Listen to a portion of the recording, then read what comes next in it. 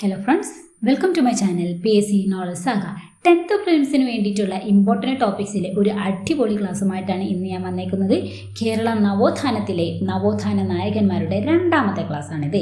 PSC ഒരുപാട് തവണ ചോദിക്കുന്ന ഒരു ഭാഗമായതുകൊണ്ട് തന്നെ ഈ ക്ലാസ് നിങ്ങൾ മുഴുവനായിട്ട് കാണാനായിട്ട് ശ്രമിക്കുക. പ്രധാനപ്പെട്ട കൃതികൾ, സംഘടന, പ്രസ്ഥാനം, ഈ ഭാഗത്ത് നിന്നെല്ലാം സ്റ്റേറ്റ്മെൻ്റ് ആയിട്ടും വൺ വേർഡ് ആയിട്ടും PSC ചോദിക്കുന്നുണ്ട്. അപ്പോൾ ഇനി അതെല്ലാം ഈസി ആയിട്ട് അറ്റൻഡ് ചെയ്യാൻ വേണ്ടി വ്യക്തമായിട്ടും ക്ലിയർ ആയിട്ട് നമുക്ക് പഠിക്കാം. അതിനായിട്ട് ഈ വീഡിയോ മുഴുവൻ കാണുക. വീഡിയോ കണ്ടു കഴിഞ്ഞാൽ ലൈക്ക് ചെയ്യാൻ മടിക്കരുത്. ഈ ചാനൽ ആദ്യമായിട്ടാണ് നിങ്ങൾ കാണുന്നത് എങ്കിൽ സബ്സ്ക്രൈബ് ചെയ്യാനും മടിക്കരുത്. അപ്പോൾ ഇനി നമുക്ക് ക്ലാസ്സിലേക്ക് കിടക്കാം. ആദ്യം നമുക്ക് പഠിക്കാനുള്ളതാണ് ചട്ടമ്പി സ്വാമികൾ. ചട്ടമ്പി സ്വാമികളെ കുറിച്ച് SCERT എന്താ പറഞ്ഞതെന്ന് നമുക്ക് വ്യക്തമായിട്ട് നോക്കാം. ചട്ടമ്പി സ്വാമികൾ ജാതി വ്യവസ്ഥയെയും യുക്തിരഹിതവുമായ ആചാരങ്ങളെയും എതിർത്തു. ജാതി വ്യവസ്ഥയെയും യുക്തിരഹിതവുമായ ആചാരങ്ങളെയും എതിർത്തു. മലയാള ഭാഷയ്ക്കും സാഹിത്യത്തിനും വിലപ്പെട്ട സംഭാവനകളായിരുന്നു അദ്ദേഹത്തിൻ്റെ രചനകൾ. ചട്ടമ്പി സ്വാമികളുടെ രചനകളെല്ലാം മലയാള ഭാഷയ്ക്കും സാഹിത്യത്തിനും വിലപ്പെട്ട സംഭാവനകളായിരുന്നു എന്നാണ് പറയുന്നത്. ജാതി വ്യവസ്ഥയെയും യുക്തിരഹിതവുമായ ആചാരങ്ങളെയാണ് ചട്ടമ്പി സ്വാമികൾ എതിർത്തത്. ഇത്രയാണ് നമുക്ക് SCERT അദ്ദേഹത്തെക്കുറിച്ച് പഠിക്കാനുള്ളത്. ഇനി നമുക്ക് അദ്ദേഹത്തെക്കുറിച്ച് ഡീറ്റെയിൽഡ് ആയിട്ട് പഠിക്കാം. ഒരുപാട് ചോദ്യങ്ങൾ ചട്ടമ്പി സ്വാമികളെ കുറിച്ച് വന്നിട്ടുണ്ട്, അതെല്ലാം ഇതിൽ വരുന്നുണ്ട്. അപ്പം നമുക്ക് വ്യക്തമായിട്ട് പഠിക്കാം. ജനനം 1853 ഓഗസ്റ്റ് 25-നാണ്. 1853 ഓഗസ്റ്റ് 25-നാണ് ചട്ടമ്പി സ്വാമികൾ ജനിച്ചത്. എവിടെയാണ് ജനിച്ചത് എന്ന് ചോദിച്ചാൽ കൊല്ലൂര്, പക്ഷെ കണ്ണൻമൂല എന്നാണ് PSC എപ്പോഴും ചോദിക്കാറ്. കണ്ണൻമൂല, തിരുവനന്തപുരം ജില്ലയിലെ കണ്ണൻമൂലയിലാണ് ചട്ടമ്പി സ്വാമികൾ ജനിച്ചത്. ജന്മഗൃഹം ഉള്ളൂർക്കോട് വീടാണ്. ഉള്ളൂർക്കോട് വീടാണ് ചട്ടമ്പി സ്വാമിയുടെ ജന്മസ്ഥലം. ചട്ടമ്പി സ്വാമിയുടെ യഥാർത്ഥ നാമമാണ് അയ്യപ്പൻ. ചട്ടമ്പി സ്വാമിയുടെ യഥാർത്ഥ നാമം അയ്യപ്പൻ എന്നാണ്. ബാല്യകാല നാമം കുഞ്ഞൻ പിള്ള. കുഞ്ഞായിരുന്നപ്പോൾ കുഞ്ഞൻ പിള്ളയായിരുന്നു. അപ്പോൾ ബാല്യകാല നാമം കുഞ്ഞൻ പിള്ള, യഥാർത്ഥ നാമം അയ്യപ്പൻ. സമാധിയായത് 1924 മെയ് 5-നാണ്. 1924 മെയ് 5-നാണ് ചട്ടമ്പി സ്വാമികൾ സമാധിയായത്. അപ്പൊ ജനിച്ചത് 1853 ഓഗസ്റ്റ് 25-ന് കണ്ണൻമൂല, തിരുവനന്തപുരം, ഉള്ളൂർക്കോട് വീടാണ്. യഥാർത്ഥ നാമം അയ്യപ്പൻ, കുഞ്ഞൻ പിള്ള, ബാല്യകാല നാമം 1924 മെയ് 5-ന് സമാധിയായി. ചട്ടമ്പി സ്വാമിയുടെ ഗുരുക്കന്മാര് തൈക്കാടയ്യ സ്വാമികൾ, പേട്ടയിൽ രാമൻപിള്ള ആശാൻ, സുബജട പാടികൾ. അപ്പോൾ ചട്ടമ്പി സ്വാമിയുടെ പ്രധാന ഗുരുക്കന്മാരാണ് തൈക്കാടയ്യ സ്വാമികൾ, പേട്ടയിൽ രാമൻപിള്ള ആശാൻ, സുബജട പാടികൾ. രാമൻപിള്ള ആശാന്റെ ഗുരുകുലത്തിൽ വിദ്യാർത്ഥികളുടെ പ്രതിനിധിയായും അവരെ നിയന്ത്രിക്കുന്നതിനായും കുഞ്ഞൻ പിള്ളയെ മോണിറ്റർ, അതായത് ചട്ടമ്പിയായി നിയോഗിച്ചു. അന്നത്തെ കാലത്ത് മോണിറ്റർ എന്ന് പറയുന്നത് ചട്ടമ്പി എന്ന രീതിയിലായിരുന്നു പ്രയോഗിച്ചിരുന്നത്. ഇന്ന് ലീഡർ എന്നൊക്കെ അറിയപ്പെടുന്നത് അന്ന് ചട്ടമ്പിയായിരുന്നു. അങ്ങനെയാണ് ചട്ടമ്പി എന്ന പേര് അദ്ദേഹത്തിന് ലഭിച്ചത്. ഇന്ന് നമ്മൾ പറയുന്ന പോലെ ചട്ടമ്പിയാണ് പറയുന്ന രീതിയിലുള്ള ചട്ടമ്പിയല്ല, ലീഡർ എന്ന രീതിയിലുള്ള ചട്ടമ്പിയാണ്. അതുകൊണ്ടാണ് അദ്ദേഹത്തിന് ചട്ടമ്പി സ്വാമികൾ എന്ന പേര് വരാൻ കാരണമായത് എന്നാണ് ഇവിടെ പറഞ്ഞത്. എന്തായിരുന്നു? രാമൻപിള്ള ആശാന്റെ ഗുരുകുലത്തിൽ വിദ്യാർത്ഥികളുടെ പ്രതിനിധിയായും അവരെ നിയന്ത്രിക്കുന്നതിനായും കുഞ്ഞൻ പിള്ളയെ മോണിറ്ററായി നിയോഗിച്ചു. അങ്ങനെയാണ് ചട്ടമ്പി എന്ന പേര് അദ്ദേഹത്തിന് ലഭിച്ചത്. ചട്ടമ്പി സ്വാമികൾക്ക് ബോധോദയം ലഭിച്ച സ്ഥലമാണ് വടിവീശ്വരം. തമിഴ്നാട്ടിലെ വടിവീശ്വരത്ത് വെച്ചിട്ടാണ് ചട്ടമ്പി സ്വാമികൾക്ക് ബോധോദയം ലഭിച്ചത്. സന്യാസം സ്വീകരിച്ചതിനു ശേഷം ചട്ടമ്പി സ്വാമികൾ സ്വീകരിച്ച പേരാണ് ഷൺമുഖദാസൻ. അപ്പൊ സന്യാസം സ്വീകരിച്ചതിനു ശേഷം ചട്ടമ്പി സ്വാമി സ്വീകരിച്ച പേരാണ് ഷൺമുഖദാസൻ. ഹിന്ദുമതത്തിൽ നിന്നും ക്രിസ്തുമതത്തിലേക്കുള്ള മതപരിവർത്തനെ എതിർത്ത നവോത്ഥാന നായകനാണ് ചട്ടമ്പി സ്വാമി. ഹിന്ദുമതത്തിൽ നിന്ന് ക്രിസ്തുമതത്തിലേക്കുള്ള മതപരിവർത്തനത്തെ എതിർത്ത നവോത്ഥാന നായകനാണ് ചട്ടമ്പി സ്വാമി. ചട്ടമ്പി സ്വാമികളുടെ സമാധി സ്ഥലമാണ് പന്മന. ജനിച്ചത് കണ്ണൻമൂലയിലാണെങ്കിൽ സമാധിയായത് പന്മനയാണ്. ഇത് ചോദിച്ചിട്ടുണ്ട്, ചട്ടമ്പി സ്വാമിയുടെ സമാധി സ്ഥലം എവിടെയാണ് എന്ന്. പന്മനയാണ് സമാധി സ്ഥലം. മലബാറിൽ ഞാനൊരു യഥാർത്ഥ മനുഷ്യനെ കണ്ടു എന്ന് വിവേകാനന്ദൻ ചട്ടമ്പി സ്വാമിയെ പരാമർശിച്ചതാണ്. അപ്പോൾ മലബാറിൽ ഞാനൊരു യഥാർത്ഥ മനുഷ്യനെ കണ്ടു എന്ന് വിവേകാനന്ദൻ ചട്ടമ്പി സ്വാമിയെ കുറിച്ചാണ് പറഞ്ഞത്. അപ്പം ചട്ടമ്പി സ്വാമിയെ കുറിച്ച് വിവേകാനന്ദൻ ഇങ്ങനെ പറഞ്ഞപ്പോൾ ചട്ടമ്പി സ്വാമി വിവേകാനന്ദനെ കുറിച്ച് പറഞ്ഞത്, അദ്ദേഹം ഒരു ഗരുഡനാണെങ്കിൽ ഞാനൊരു കൊതുകാണ്. അതാണ് ഞങ്ങൾ തമ്മിലുള്ള വ്യത്യാസം. അദ്ദേഹം ഒരു ഗരുഡനാണെങ്കിൽ ഞാൻ ഒരു കൊതുകാണ്. അതാണ് ഞങ്ങൾ തമ്മിലുള്ള വ്യത്യാസം എന്ന് ചട്ടമ്പി സ്വാമി വിവേകാനന്ദനെ വിശേഷിപ്പിച്ചു. ഒരു അങ്ങോട്ടും ഇങ്ങോട്ടും തമ്മിൽ വിശേഷണം നടത്തുകയായിരുന്നു ചെയ്തിരുന്നത്. ചട്ടമ്പി സ്വാമികളെ കുറിച്ച് വിവേകാനന്ദൻ പറഞ്ഞത് മലബാറിൽ ഞാനൊരു യഥാർത്ഥ മനുഷ്യനെ കണ്ടു എന്നും, ചട്ടമ്പി സ്വാമി വിവേകാനന്ദനെ വിശേഷിപ്പിച്ചത് അദ്ദേഹം ഒരു ഗരുഡനാണെങ്കിൽ ഞാനൊരു കൊതുകാണ്. അതാണ് ഞങ്ങൾ തമ്മിലുള്ള വ്യത്യാസം എന്നാണ് പറഞ്ഞത്. ഇന്ത്യൻ പോസ്റ്റൽ ഡിപ്പാർട്ട്മെന്റ് ചട്ടമ്പി സ്വാമികളോടുള്ള ആദരസൂചകമായി പോസ്റ്റൽ സ്റ്റാമ്പ് പുറത്തിറക്കിയത് 2014 ഏപ്രിൽ 30-നാണ്. 2014 ഏപ്രിൽ 30-നാണ് ചട്ടമ്പി സ്വാമിയോടുള്ള ആദരസൂചകമായി ഇന്ത്യൻ പോസ്റ്റൽ ഡിപ്പാർട്ട്മെന്റ് ഒരു സ്റ്റാമ്പ് പുറത്തിറക്കിയത്. ആ സ്റ്റാമ്പാണ് ഇവിടെ കൊടുത്തിരിക്കുന്നത്. ഓക്കെ, ഇനി ചട്ടമ്പി സ്വാമികളെ കുറിച്ചുള്ള വിശേഷണങ്ങൾ എന്തൊക്കെയാണെന്ന് നമുക്ക് നോക്കാം. PSC ചോദിക്കാറുണ്ട് ഇന്ന പേരിൽ അറിയപ്പെടുന്നത് ആരാണ് എന്ന്. അപ്പം ആ വിശേഷണം കൂടി നമുക്ക് പഠിച്ചിട്ട് വെക്കാം. സർവ്വവിദ്യാധിരാജൻ ചട്ടമ്പി സ്വാമിയാണ്. ബാലഭട്ടാരകൻ, ഇവിടെ അടുത്ത് PSC ചോദിച്ചിട്ടുണ്ടായിരുന്നു ബാലഭട്ടാരകൻ എന്നറിയപ്പെടുന്ന നവോത്ഥാന നായകൻ ആരാണെന്ന്. ചട്ടമ്പി സ്വാമിയാണ് ബാലഭട്ടാരകൻ എന്നറിയപ്പെടുന്നത്. കാവി ധരിക്കാത്ത സന്യാസി എന്നറിയപ്പെടുന്ന ചട്ടമ്പി സ്വാമിയാണ്. കേരളത്തിന്റെ മഹാനായ പണ്ഡിത സന്യാസി എന്നറിയപ്പെടുന്നതും ചട്ടമ്പി സ്വാമിയാണ്. കാവ്യം കമണ്ഡലവും ഇല്ലാത്ത സന്യാസി, ഇതും PSC ചോദിച്ചിട്ടുണ്ട്. കാവ്യം കമണ്ഡലവും ഇല്ലാത്ത സന്യാസി എന്നറിയപ്പെടുന്നത് ചട്ടമ്പി സ്വാമിയാണ്. അപ്പൊ വിശേഷണങ്ങൾ ഇമ്പോർട്ടൻ്റ് ആണ്. സർവ്വവിദ്യാധിരാജൻ, ബാലഭട്ടാരകൻ, കാവ്യ ധരിക്കാത്ത സന്യാസി, കേരളത്തിന്റെ മഹാനായ പണ്ഡിത സന്യാസി, കാവ്യവും കമണ്ഡലവും ഇല്ലാത്ത സന്യാസി എന്നും അറിയപ്പെടുന്നത് ചട്ടമ്പി സ്വാമിയാണ്. ഇനി ചട്ടമ്പി സ്വാമിന്റെ പ്രധാന കൃതികൾ എന്താണെന്ന് നോക്കാം. ഈ കൃതികളെല്ലാം ഇമ്പോർട്ടൻ്റ് ആണ്. PSC ഒരുപാട് തവണ മാച്ച് ദ ഫോളോയിങ് വരെ ചോദിച്ചിട്ടുണ്ട്. അപ്പോൾ നമുക്ക് വ്യക്തമായിട്ട് മാറിപ്പോകാതെ തന്നെ പഠിക്കാം. വേദാധികാര നിരൂപണം, പ്രാചീന മലയാളം, മോക്ഷപ്രദീപ ഖണ്ഡനം, ക്രിസ്തുമതഛേദനം, ആദിഭാഷ, അദ്വൈത പഞ്ചരം. അപ്പം വേദാധികാര നിരൂപണം, പ്രാചീന മലയാളം, മോക്ഷപ്രദീപ ഖണ്ഡനം, ക്രിസ്തുമതഛേദനം, ആദിഭാഷ, അദ്വൈത പഞ്ചരം. ഇതെല്ലാം ചട്ടമ്പി സ്വാമിയുടെ പ്രധാനപ്പെട്ട കൃതികളാണ്. ചട്ടമ്പി സ്വാമിയുടെ ഏറ്റവും പ്രധാനപ്പെട്ട കൃതിയായ വേദാധികാര നിരൂപണത്തെക്കുറിച്ച് വിവേകാനന്ദൻ അഭിപ്രായപ്പെട്ടത് ഏത് രീതിയിലാണെന്നുള്ളത് നമുക്ക് നോക്കാം. തീ പോലുള്ള വാക്കുകൾ കത്തിപ്പോകാത്തത് ഭാഗ്യം. തീ പോലുള്ള വാക്കുകളാണ് വേദാധികാര നിരൂപണത്തിൽ അദ്ദേഹം കുറിച്ചിട്ടത്. അത് കത്തിപ്പോവാത്തത് ഭാഗ്യം എന്ന് വിശേഷിപ്പിച്ചത് നമ്മുടെ വിവേകാനന്ദനാണ്. വേദാധികാര നിരൂപണമാണ് കൃതി. തീ പോലുള്ള വാക്കുകൾ കത്തിപ്പോവാത്തത് ഭാഗ്യം. ഇതുപോലെ തന്നെ ചോദിച്ചിട്ടുണ്ട്. ഏത് കൃതിയെക്കുറിച്ചാണ് വിവേകാനന്ദൻ പറഞ്ഞതെന്ന് ചോദിച്ചാൽ വേദാധികാര നിരൂപണമാണ്. ഓക്കെ, നമുക്ക് ഇത്രയാണ് ചട്ടമ്പി സ്വാമികളെ കുറിച്ച് പഠിക്കാനായിട്ടുള്ളത്. എല്ലാം ഇമ്പോർട്ടൻ്റ് ആയിട്ടുള്ള പോയിന്റ് ആണ്. ഓരോ വരിയും ശ്രദ്ധിച്ചിട്ട് പഠിച്ച് വെക്കുക. ഇമ്പോർട്ടൻ്റ് ആണ്. ഇനി അടുത്ത ആളാരാണെന്ന് നമുക്ക് നോക്കാം. വൈകുണ്ഠസ്വാമികളാണ് ഇനി അടുത്ത് നമുക്ക് നോക്കാനുള്ളത്. SCERTയിൽ എന്താ പറഞ്ഞതെന്ന് നോക്കാം. കേരളത്തിലെ ആദ്യകാല സാമൂഹിക പരിഷ്കർത്താക്കളിൽ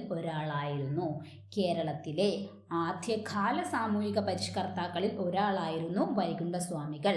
വിഗ്രഹാരാധനയുടെ യുക്തിരാഹിത്യം വെളിപ്പെടുത്തിക്കൊണ്ട് ദക്ഷിണേന്ത്യയിൽ കണ്ണാടി പ്രതിഷ്ഠ നടത്തിയ വ്യക്തിയാണ് വൈകുണ്ഠസ്വാമി.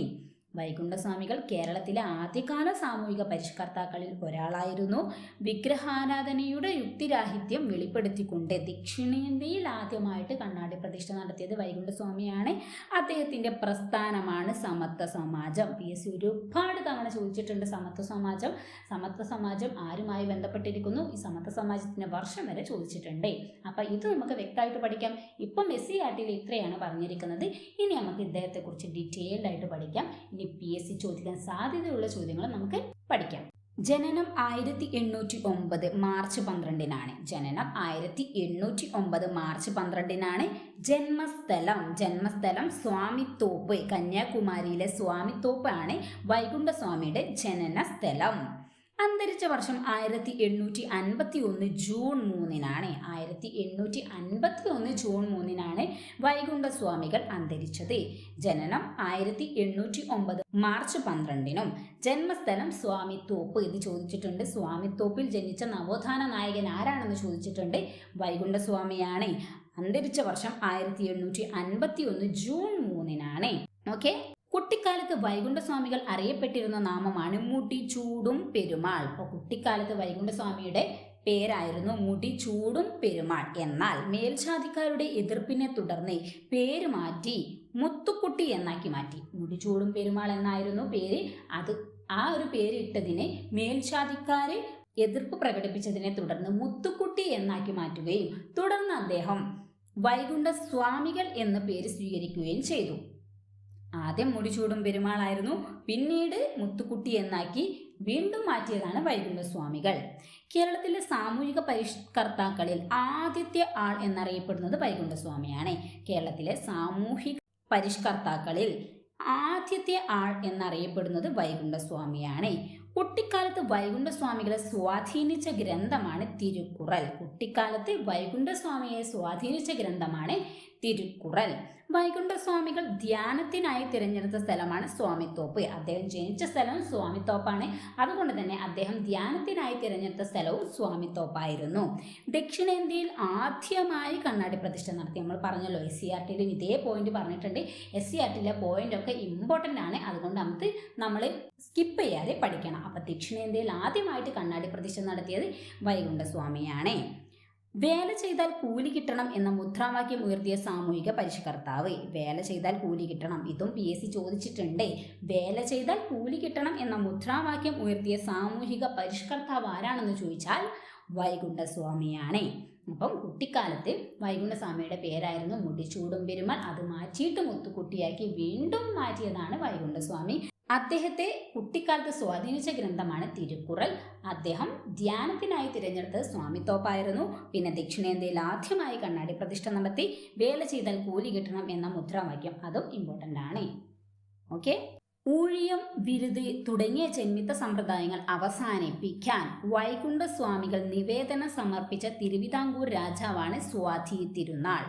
ഊഴിയം, വിരുത് തുടങ്ങിയ ജന്മിത്ത സമ്പ്രദായങ്ങളൊക്കെ അന്നത്തെ ഒരു കാലത്തുണ്ടായിരുന്നു. അതിനെയെല്ലാം ഇല്ലാതാക്കാൻ വേണ്ടിയിട്ട് വൈകുണ്ഠസ്വാമി തിരുവിതാംകൂറിലെ രാജാവിനൊരു നിവേദനം സമർപ്പിച്ചു. ആ തിരുവിതാംകൂർ രാജാവ് ആരാണെന്ന് ചോദിച്ചാൽ സ്വാതി തിരുനാളാണ്. വൈകുണ്ഠസ്വാമിയുടെ പ്രധാന ശിഷ്യനാണ് തൈക്കാടയ്യ. വൈകുണ്ഠസ്വാമിയുടെ പ്രധാന ശിഷ്യനാണ് തൈക്കാടയ്യ. വൈകുണ്ഠസ്വാമികൾ ലോകത്തിന് നൽകിയ മഹത് വചനമാണ് ജാതിയൊന്ന്, മതമൊന്ന്, കുലമൊന്ന്, ദൈവമൊന്ന്, ലോകമൊന്ന്, മനുഷ്യനെ. ജാതിയൊന്ന്, മതമൊന്ന്, കുലമൊന്ന്, ദൈവമൊന്ന്, ലോകമൊന്ന്, മനുഷ്യനെ. എന്നാൽ ശ്രീനാരായണ ഗുരു എന്തായിരുന്നു പറഞ്ഞിരുന്നത്? ഒരു ജാതി, ഒരു മതം, ഒരു ദൈവം, മനുഷ്യന് എന്നായിരുന്നു. അതിനെ പരിഷ്കരിച്ചിട്ടാണ് ജാതിയൊന്ന്, മതമൊന്ന്, കുലമൊന്ന്, ദൈവമൊന്ന്, ലോകമൊന്ന് എന്ന് പറഞ്ഞത് വൈകുണ്ഠസ്വാമിയാണ്. രണ്ടും മാറിപ്പോവാതെ നോക്കണം. ഒന്ന് ഒന്ന് ഒന്ന് എന്ന് പറഞ്ഞത് വൈകുണ്ഠസ്വാമിയാണ്. ഒരു എന്ന് പറഞ്ഞത് ശ്രീനാരായണ ഗുരുവാണ്. ഓക്കെ. വൈകുണ്ഠസ്വാമികളുടെ പ്രധാന കൃതികളെല്ലാം ഇമ്പോർട്ടൻ്റ് ആണ്. ഇവിടെ വൈകുണ്ഠസ്വാമികൾക്ക് 2 കൃതികൾ മാത്രമേ പറയാനുള്ളൂ. അത് 2 ഇമ്പോർട്ടൻ്റ് ആണ്, രണ്ടും PYQ ആണ്. അപ്പോൾ വൈകുണ്ഠസ്വാമിയുടെ പ്രധാനപ്പെട്ട കൃതികളാണ് അഖിലത്തിരുട്ടമ്മാനയും അരുൾനൂലും. അഖിലത്തിരുട്ടമ്മാനയും അരുൾനൂലും വൈകുണ്ഠസ്വാമിയുടെ പ്രധാന കൃതികളാണ്. അഖിലത്തിരുട്ട്, അമ്മാനെ, അരുൾനൂൽ എന്നീ കൃതികൾ ചിട്ടപ്പെടുത്തിയ വൈകുണ്ഠസ്വാമിയുടെ ശിഷ്യനാണ് ഹരിഗോപാലൻ. അഖിലത്തിരുട്ട്, അമ്മാനെയും അരുൾനൂൽ എന്നീ കൃതികൾ ചിട്ടപ്പെടുത്തിയ വൈകുണ്ഠസ്വാമികളുടെ ശിഷ്യനാണ് ഹരിഗോപാലൻ. വൈകുണ്ഠസ്വാമികൾ ആരംഭിച്ച ആരാധനാലയങ്ങൾ അറിയപ്പെടുന്ന പേരാണ് നിഴൽത്താങ്കൽ. വൈകുണ്ഠസ്വാമികൾ ഒരു ആരാധനാലയം ആരംഭിച്ചിട്ടുണ്ട്. അതിന് അദ്ദേഹം നൽകിയ പേരാണ് നിഴൽത്താങ്കൽ. നമ്മൾ SCERTയിൽ പറഞ്ഞല്ലോ, അദ്ദേഹത്തിന്റെ പ്രസ്ഥാനമാണ് സമത്വ സമാജ് എന്ന്. അതിനെക്കുറിച്ച് നമുക്ക് ഡീറ്റെയിൽ ആയിട്ട് പഠിക്കാം. കേരളത്തിലെ സാമൂഹിക പരിഷ്കാരങ്ങൾക്ക് തുടക്കം കുറിച്ച ആദ്യത്തെ നവോത്ഥാന പ്രസ്ഥാനമാണ് സമത്വ സമാജം. കേരളത്തിലെ സാമൂഹിക പരിഷ്കാരങ്ങൾക്ക് തുടക്കം കുറിച്ച ആദ്യത്തെ നവോത്ഥാന പ്രസ്ഥാനമാണ് സമത്വ സമാജം. സമത്വ സമാജം സ്ഥാപിച്ചത് നമ്മുടെ വൈകുണ്ഠസ്വാമിയാണ്. വൈകുണ്ഠസ്വാമികൾ സമത്വ സമാജം സ്ഥാപിച്ച വർഷം 1836ലാണ്. വൈകുണ്ഠസ്വാമി സമത്വ സമാജം സ്ഥാപിച്ചത്. ഈ രണ്ടും PYQ ആണ്. ഇനി ചോദിക്കാൻ സാധ്യതയുള്ളതാണ്, കേരളത്തിലെ സാമൂഹിക പരിഷ്കാരങ്ങൾക്ക് തുടക്കം കുറിച്ച ആദ്യത്തെ നവോത്ഥാന പ്രസ്ഥാനം എന്ന് ചോദിച്ചാൽ വൈകുണ്ഠസ്വാമി ആരംഭിച്ച സമത്വ സമാജമാണ്. അയ്യാവഴി മതത്തിന്റെ ചിഹ്നം, അതായത് വൈകുണ്ഠസ്വാമികൾ ഒരു മതം ചിട്ടപ്പെടുത്തിയിട്ടുണ്ട്. ആ മതത്തിന്റെ ചിഹ്നം എന്താണെന്ന് ചോദിച്ചാൽ തീജ്വാല വഹിക്കുന്ന താമരയായിരുന്നു അയ്യാവഴി മതത്തിന്റെ ചിഹ്നം. സമപന്തി ഭോജനം, ഇതും വൈകുണ്ഠസ്വാമിയുമായി ബന്ധപ്പെട്ടതാണ്. സമപന്തി ഭോജനവും സമത്വ സമാജവും വൈകുണ്ഠസ്വാമിയുമായിട്ട് ബന്ധപ്പെട്ടതാണ്. സമപന്തി ഭോജനം ആരംഭിച്ച സാമൂഹിക പരിഷ്കർത്താവാണ് വൈകുണ്ഠസ്വാമി. എല്ലാ ജാതിയിൽപ്പെട്ടവർക്കുമായി ഉപയോഗിക്കാൻ വൈകുണ്ഠസ്വാമി നിർമ്മിച്ച കിണറാണ് മുന്തിരി കിണർ അല്ലെങ്കിൽ സ്വാമി കിണർ എന്നും അറിയപ്പെടുന്നു. അന്നത്തെ ഒരു കാലത്തെ പൊതു കിണറിൽ നിന്ന് എല്ലാ ജാതിയിൽപ്പെട്ടവർക്കും വെള്ളമെടുക്കാൻ സാധിക്കില്ലായിരുന്നു. ഉയർന്ന ജാതിയിൽപ്പെട്ടവർക്ക് മാത്രമായിരുന്നു എടുക്കാൻ അനുവാദം ഉണ്ടായിരുന്നത്. എന്നാൽ വൈകുണ്ഠസ്വാമി അതിനെല്ലാം എതിർത്തുകൊണ്ട് എല്ലാ ജാതിയിൽപ്പെട്ടവർക്കും ഉപയോഗിക്കാനായിട്ട് ഒരു കിണർ നിർമ്മിച്ചു. ആ കിണറിന്റെ പേരാണ് മുന്തിരി കിണർ അല്ലെങ്കിൽ സ്വാമി കിണർ എന്ന് അറിയപ്പെടുന്നത്. ഓക്കെ, അപ്പൊ സമത്വ സമാജം ഇമ്പോർട്ടൻ്റ് ആണ്, സമപന്തി ഭോജനവും ഇമ്പോർട്ടൻ്റ് ആണ്. ഓക്കെ, മഹാവിഷ്ണുവിന്റെ അവതാരം എന്ന് സ്വയം വിശേഷിപ്പിച്ച നവോത്ഥാന നായകനാണ് വൈകുണ്ഠസ്വാമികൾ. താൻ മഹാവിഷ്ണുവിന്റെ അവതാരമാണെന്ന് സ്വയം വിശേഷിപ്പിച്ച നവോത്ഥാന നായകനാണ് വൈകുണ്ഠസ്വാമികൾ. തിരുവിതാംകൂർ രാജാവിനെ വൈകുണ്ഠസ്വാമികൾ വിശേഷിപ്പിച്ചത് അനന്തപുരി നീചൻ എന്നാണ്. അപ്പൊ അനന്തപുരി നീചൻ എന്ന് വൈകുണ്ഠസ്വാമി വിശേഷിപ്പിച്ചത് ആരെയാണെന്ന് ചോദിച്ചാൽ തിരുവിതാംകൂറിലെ രാജാവിനെയാണ്. ബ്രിട്ടീഷുകാരുടെ ഭരണത്തെ വൈകുണ്ഠസ്വാമി വിശേഷിപ്പിച്ചത് വെണ്ണീച്ച ഭരണം എന്നാണ്. വെണ്ണീച്ച ഭരണം എന്ന് വിശേഷിപ്പിച്ചത് എന്തിനാണെന്ന് ചോദിച്ചാൽ ബ്രിട്ടീഷുകാരുടെ ഭരണത്തെയാണ്. ബ്രിട്ടീഷുകാരുടെ ഭരണത്തെ വൈകുണ്ഠസ്വാമി വിശേഷിപ്പിച്ചതാണ് വെണ്ണീച്ച ഭരണം. വൈകുണ്ഠസ്വാമികൾ തിരുവിതാംകൂറിലെ ഭരണത്തെ വിശേഷിപ്പിച്ചത് കരിനീച്ച ഭരണം എന്നാണ്. ഇതെല്ലാം ആണ്. കരിനീച്ച ഭരണം എന്ന് വൈകുണ്ഠസ്വാമി തിരുവിതാംകൂറിലെ ഭരണത്തെയാണ് വിശേഷിപ്പിച്ചത്. തിരുവിതാംകൂറിലെ രാജാവിനെ വിശേഷിപ്പിച്ചത് അനന്തപുരി നീചൻ എന്നും ബ്രിട്ടീഷുകാരുടെ ഭരണത്തെ വിശേഷിപ്പിച്ചത് വെണ്ണീച്ച ഭരണവും എന്നായിരുന്നു. അപ്പം നമുക്ക് വൈകുണ്ഠസ്വാമികളെ കുറിച്ച് ഇത്രയാണ് പഠിക്കാനുള്ളത്. എല്ലാ പോയിന്റും ഉൾപ്പെടുത്തിയിട്ടുണ്ട്. എക്സാമിന് വരാൻ സാധ്യതയുള്ള എല്ലാ പോയിന്റുമാണ് ഉൾപ്പെടുത്തിയത്. അപ്പോൾ വ്യക്തമായിട്ട് ക്ലിയർ ആയിട്ടും ഇപ്പം തന്നെ പഠിക്കുക. ഓക്കെ, ഇനി നമുക്ക് അടുത്തത് പഠിക്കാനുള്ളതാണ് ബ്രഹ്മാനന്ദ ശിവയോഗിയെ കുറിച്ചാണ് ഇനി നമുക്ക് പഠിക്കാനുള്ളത്. 1852 ഓഗസ്റ്റ് 26 ജനനം. 1852 ഓഗസ്റ്റ് 26 ജനനം. പാലക്കാട് ജില്ലയിലെ കൊല്ലങ്കോടാണ് ജന്മസ്ഥലം. ബാല്യകാല നാമം ഗോവിന്ദൻ കുട്ടി എന്നാണ്. അപ്പം ബ്രഹ്മാനന്ദ ശിവയോഗിയുടെ ബാല്യകാല നാമമാണ് ഗോവിന്ദൻ കുട്ടി. യഥാർത്ഥ നാമം കാരാട്ട് ഗോവിന്ദമേനോൻ എന്നാണ്. ബാല്യകാലനാമം ഗോവിന്ദൻകുട്ടി, യഥാർത്ഥ നാമം കാരാട്ട് ഗോവിന്ദമേനോൻ എന്നാണ്. അദ്ദേഹം അന്തരിച്ചത് 1929 സെപ്റ്റംബർ 10 1929 സെപ്റ്റംബർ 10 അന്തരിച്ചു. 1852 ഓഗസ്റ്റ് 26 ജനിച്ചു. ഓക്കെ, ഇനി നമുക്ക് ബ്രഹ്മാനന്ദ ശിവയോഗിയുടെ കുറച്ച് വിശേഷണങ്ങൾ നോക്കാം. നിരീശ്വരവാദികളുടെ ഗുരു എന്നറിയപ്പെടുന്നത് ബ്രഹ്മാനന്ദ ശിവയോഗിയാണ്. പുരുഷ സിംഹം എന്നറിയപ്പെടുന്നതും ബ്രഹ്മാനന്ദ ശിവയോഗിയാണ്. ആലത്തൂർ ശിവയോഗി എന്നറിയപ്പെടുന്നതും ബ്രഹ്മാനന്ദ ശിവയോഗിയാണ്. അപ്പോൾ നിരീശ്വരവാദികളുടെ ഗുരു, പുരുഷ സിംഹം, ആലത്തൂർ ശിവയോഗി എന്നെല്ലാം അറിയപ്പെടുന്നത് ബ്രഹ്മാനന്ദ ശിവയോഗിയാണ്. ഓക്കെ, ഇനി ആനന്ദമതം. ബ്രഹ്മാനന്ദ ശിവയോഗി ആനന്ദ മഹാസഭ സ്ഥാപിച്ച വർഷമാണ് 1918. 1918 ബ്രഹ്മാനന്ദ ശിവയോഗി ആനന്ദ മഹാസഭ സ്ഥാപിച്ചത്. ആനന്ദ മഹാസഭയുടെ ആദ്യ പ്രസിഡന്റാണ് ബ്രഹ്മാനന്ദ ശിവയോഗി. ആനന്ദ മഹാസഭയുടെ ആദ്യ വൈസ് പ്രസിഡന്റാണ് യോഗിനി മാത. ഈ യോഗിനി മാത ബ്രഹ്മാനന്ദ ശിവയോഗിയുടെ പത്നിയായിരുന്നു. അപ്പോൾ വൈസ് പ്രസിഡന്റാണ് യോഗിനി മാത. ആദ്യ സെക്രട്ടറി ടി രാമപ്പണിക്കരാണ് ആനന്ദ മഹാസഭയുടെ ആദ്യത്തെ സെക്രട്ടറി. ബ്രഹ്മാനന്ദ ശിവയോഗി വിശ്വസിച്ചിരുന്ന മതമാണ് ആനന്ദമതം. ആനന്ദമതം ആയിരുന്നു ബ്രഹ്മാനന്ദ ശിവയോഗി വിശ്വസിച്ചിരുന്ന മതം. മനസ്സിലെ ശാന്തി സ്വർഗവാസവും അശാന്തി നരകവുമാണ്. വേറെ സ്വർഗ നരകങ്ങളില്ല എന്ന ആശയം ഉൾക്കൊള്ളുന്നതാണ് ആനന്ദ ദർശനം. മനസ്സിലെ ശാന്തി സ്വർഗവാസവും അശാന്തി നരകവുമാണ്. വേറെ സ്വർഗ നരകങ്ങളില്ല എന്ന ആശയം ഉൾക്കൊള്ളുന്നതാണ് ആനന്ദ ദർശനം. ആനന്ദ ജാതി എന്ന പുതിയ ആശയത്തിന് തുടക്കം ഇട്ടത് ബ്രഹ്മാനന്ദ ശിവയോഗിയാണ്. ബ്രഹ്മാനന്ദ ശിവയോഗിയുടെ എല്ലാ സംഭാവനകളിലും ആനന്ദ് ആനന്ദ് എന്ന് ഉണ്ടാകും. അപ്പം അതിൽ വെച്ചിട്ടെല്ലാം നമുക്ക് ബ്രഹ്മാനന്ദ ശിവയോഗിയാണെന്ന് മനസ്സിലാക്കാം. ആനന്ദമതം, ആനന്ദ മഹാസഭ, ആനന്ദ ജാതി, ആനന്ദ ദർശനം, ഇതെല്ലാം ബ്രഹ്മാനന്ദ ശിവയോഗിയുടെ സംഭാവനകളാണ്. ഓക്കെ, മനസ്സാണ് ദൈവം എന്ന് പ്രസ്താവിച്ച സാമൂഹിക പരിഷ്കർത്താവാണ് ബ്രഹ്മാനന്ദ ശിവയോഗി. മനസ്സാണ് ദൈവം എന്ന് പ്രഖ്യാപിച്ച സാമൂഹിക പരിഷ്കർത്താവാണ് ബ്രഹ്മാനന്ദ ശിവയോഗി. അപ്പോൾ ബ്രഹ്മാനന്ദ ശിവയോഗിയുടെ ആനന്ദമതം, ആനന്ദ മഹാസഭ, ആനന്ദ ജാതി, ഇതെല്ലാം ഇമ്പോർട്ടൻ്റ് ആണ്. ബ്രഹ്മാനന്ദ ശിവയോഗിയുടെ പ്രധാന ശിഷ്യനാണ് വാഗ്ഭടാനന്ദൻ. ബ്രഹ്മാനന്ദ ശിവയോഗിയുടെ പ്രധാന ശിഷ്യനാണ് വാഗ്ഭടാനന്ദൻ.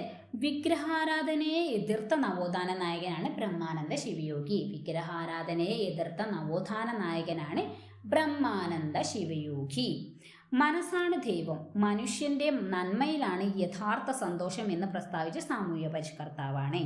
മനസ്സാണ് ദൈവം, മനുഷ്യന്റെ നന്മയിലാണ് യഥാർത്ഥ സന്തോഷം എന്ന് പ്രസ്താവിച്ച സാമൂഹിക പരിഷ്കർത്താവാണ് ബ്രഹ്മാനന്ദ ശിവയോഗി. ഇനി ബ്രഹ്മാനന്ദ ശിവയോഗിയുടെ പ്രധാനപ്പെട്ട കൃതികൾ എന്തൊക്കെയാണെന്ന് നമുക്ക് വ്യക്തമായിട്ട് നോക്കാം. എല്ലാ കൃതികളിലും ആനന്ദ ആനന്ദ എന്നുള്ളത് കൊണ്ട് തന്നെ നമുക്ക് എടുക്കാനായിട്ട് പറ്റും. അപ്പം കൃതികള്: ശിവയോഗ രഹസ്യം, സ്ത്രീ വിദ്യാപോഷിണി, മോക്ഷപ്രദീപം, വിഗ്രഹാരാധനാ ഖണ്ഡനം, രാജയോഗ പരസ്യം, ജാതിക്കുമ്മി, ആനന്ദക്കുമ്മി, ആനന്ദഗാനം, ആനന്ദസൂത്രം, ആനന്ദസോപാനം, ആനന്ദവിമാനം, ബ്രഹ്മസങ്കീർത്തനം. ഇത്ര കൃതികളാണ് പ്രധാനപ്പെട്ടത്. ഒന്നും കൂടി പറയാം: ശിവയോഗ രഹസ്യം, സ്ത്രീ വിദ്യാപോഷിണി, മോക്ഷപ്രദീപം, വിഗ്രഹാരാധനാ ഖണ്ഡനം, രാജയോഗ പരസ്യം, ജാതിക്കുമ്മി, ആനന്ദക്കുമ്മി, ആനന്ദഗാനം, ആനന്ദസൂത്രം, ആനന്ദസോപാനം, ആനന്ദവിമാനം, ബ്രഹ്മസങ്കീർത്തനം. ഇതിലെ മോക്ഷപ്രദീപം, ജാതിക്കുമ്മി, സ്ത്രീ വിദ്യാപോഷിണി, ഇതെല്ലാം PSC ചോദിച്ചിട്ടുണ്ട്. അപ്പോൾ ഇമ്പോർട്ടൻ്റ് ആണ്. ഇത്ര കൃതിയെങ്കിലും നമ്മൾ പഠിച്ചിട്ട് വെക്കുക. അപ്പോൾ ഇത്രയാണ് നമുക്ക് ബ്രഹ്മാനന്ദ ശിവയോഗിയെ കുറിച്ച് പഠിക്കാനായിട്ടുള്ളത്. ഇമ്പോർട്ടൻ്റ് ആണ്, എല്ലാ പോയിന്റും ഉൾപ്പെടുത്തിയിട്ടുണ്ട്. ഇനി നമുക്ക് അടുത്തത് പഠിക്കാനുള്ളതാണ് AK ഗോപാലൻ. AK ഗോപാലനെ കുറിച്ച് നമുക്ക് പഠിക്കാലോ. ജനനം 1904 ഒക്ടോബർ 1. ജനനം 1904 ഒക്ടോബർ 1 ജന്മസ്ഥലം പെരളശ്ശേരി, കണ്ണൂർ. പെരളശ്ശേരി, കണ്ണൂരാണ് AK ഗോപാലൻ്റെ ജന്മസ്ഥലം. യഥാർത്ഥ നാമം എന്താണ്? AK ഗോപാലൻ എന്നത് ആയില്യത്ത് കുറ്റ്യാരി ഗോപാലൻ എന്നാണ്. ആയില്യത്ത് കുറ്റ്യാരി ഗോപാലൻ എന്നാണ് AKGയുടെ മുഴുവൻ പേര്. അന്തരിച്ച വർഷം 1977 മാർച്ച് 22. 1977 മാർച്ച് 22 AK ഗോപാലൻ അന്തരിച്ചത്. പാവങ്ങളുടെ പടത്തലവൻ എന്നറിയപ്പെടുന്ന സാമൂഹിക പരിഷ്കർത്താവാണ് AK ഗോപാലൻ. പാവങ്ങളുടെ പടത്തലവൻ എന്നറിയപ്പെടുന്ന സാമൂഹ്യ പരിഷ്കർത്താവ്. 1930 ഉപ്പു സത്യാഗ്രഹത്തിൽ പങ്കെടുത്തതിന് AK ഗോപാലൻ അറസ്റ്റ് ചെയ്യപ്പെട്ടു. 1930 എന്താണ് AK ഗോപാലൻ ഉപ്പു സത്യാഗ്രഹത്തിൽ പങ്കെടുത്തിരുന്നു. അതിനെ തുടർന്ന് അദ്ദേഹം അറസ്റ്റ് ചെയ്യപ്പെടുകയും ചെയ്തിരുന്നു. AKG കമ്മ്യൂണിസ്റ്റ് പാർട്ടിയിൽ അംഗമായത് 1939. 1939 AK ഗോപാലൻ കമ്മ്യൂണിസ്റ്റ് പാർട്ടിയിൽ അംഗമായി. എന്നാൽ അഖിലേന്ത്യാ കിസാൻ സഭയുടെ പ്രസിഡന്റായി തിരഞ്ഞെടുക്കപ്പെട്ടത് 1951. 1951 അഖിലേന്ത്യാ കിസാൻ സഭയുടെ പ്രസിഡന്റായിട്ട് AKGയെ തിരഞ്ഞെടുത്തത്. അപ്പോൾ ഇമ്പോർട്ടൻ്റ് ആണ്. പാവങ്ങളുടെ പടത്തലവൻ എന്നറിയപ്പെടുന്നു. കമ്മ്യൂണിസ്റ്റ് പാർട്ടിയിൽ അംഗമായ വർഷം 1939. 51 അഖിലേന്ത്യാ കിസാൻ സഭയിൽ പ്രസിഡന്റായും തിരഞ്ഞെടുക്കപ്പെട്ടു. ലോകസഭയിലെ ആദ്യത്തെ പ്രതിപക്ഷ നേതാവാണ് AK ഗോപാലൻ. ലോകസഭയിലെ ആദ്യത്തെ പ്രതിപക്ഷ നേതാവാണ്. AKG ദിനമായി ആചരിക്കുന്നത് മാർച്ച് 22. 1977 മാർച്ച് 22 അദ്ദേഹം അന്തരിച്ചത്. അതിൻ്റെ ആദരസൂചകമായിട്ടാണ് AKG ദിനമായി ആചരിക്കുന്നത് മാർച്ച് 22. AKGയുടെ ശവകുടീരം സ്ഥിതി ചെയ്യുന്നത് പയ്യാമ്പലം, കണ്ണൂരിലുള്ള പയ്യാമ്പലത്താണ് AKGയുടെ ശവകുടീരം സ്ഥിതി ചെയ്യുന്നത്. എന്നാൽ AKGയുടെ പ്രതിമ സ്ഥാപിച്ചിരിക്കുന്നത് കണ്ണൂരിലാണ്. AKGയുടെ ആത്മകഥ എൻ്റെ ജീവിതകഥ, ഇത് ഒരുപാട് തവണ ചോദിച്ചിട്ടുണ്ട്.